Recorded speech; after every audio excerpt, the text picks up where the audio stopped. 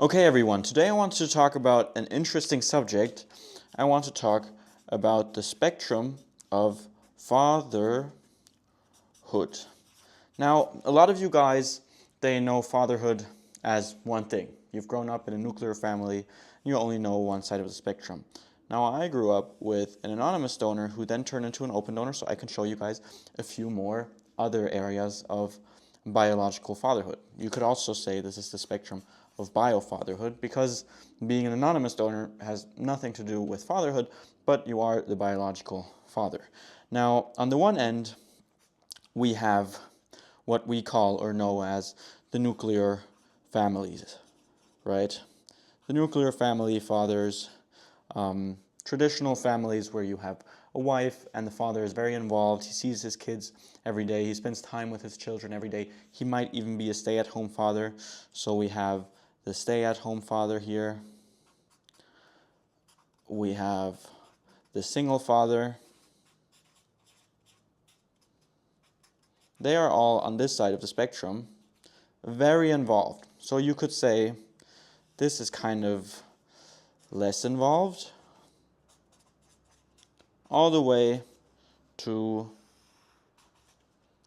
more involved.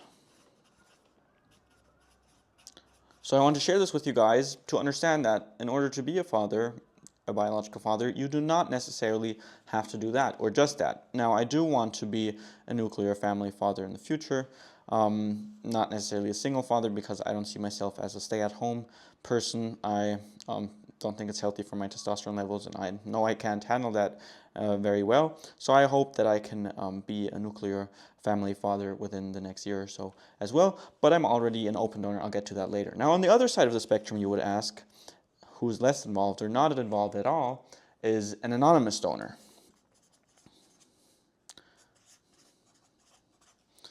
That is on this side of the spectrum, right? So he's not involved at all, but he's still a biological father.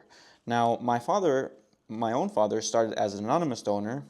We knew he was going to be a known donor at some point. So on this side of the spectrum, you also have known donors, and you have very soft open donors here, but I don't want to put open donors here. For me, open donors is more than what the banks define them as.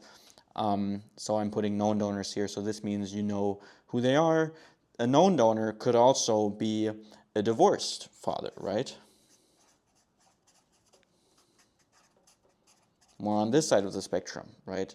A divorced father can go anywhere from here up until here. So divorced fathers are actually they can even be a single father. So divorced fathers can be anywhere from very little involved all the way here to more involved. So I'll just make that clear by putting divorced fathers here. They can be anywhere across the spectrum. And then in the middle, which is what I am right now, are open donors, right? Open donors can go anywhere from a very little involvement. They can even be known donors and open donors, so they're really only known, all the way to co-parents in that direction, right?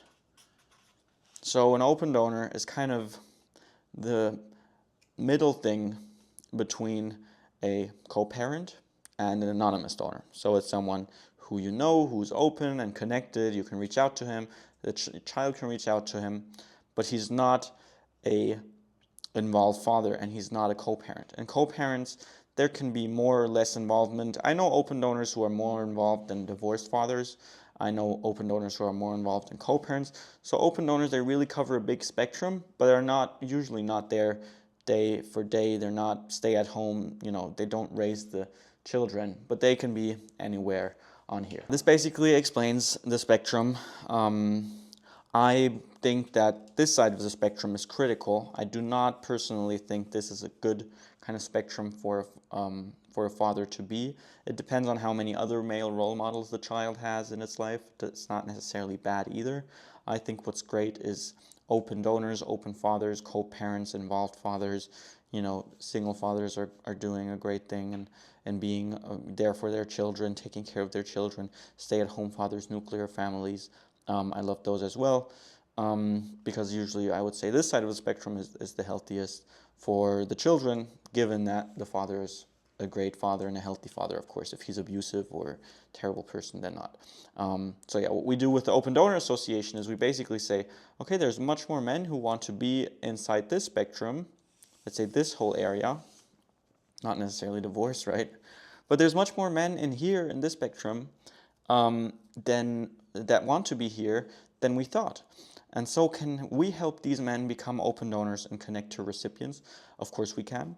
As a community, we can even better. So if you're interested in becoming an open donor, you can sign up to the opendonorassociation.com. The website link is in the bio. We also help men become better fathers on the whole spectrum. Of course, we don't help them become anonymous donors. So that's something we do, and if you want to learn more about that, feel free to reach out. I hope this kind of gives you an idea about biological fatherhood and the spectrum of donation. Donation. I've been typing so much, my handwriting looks a bit off.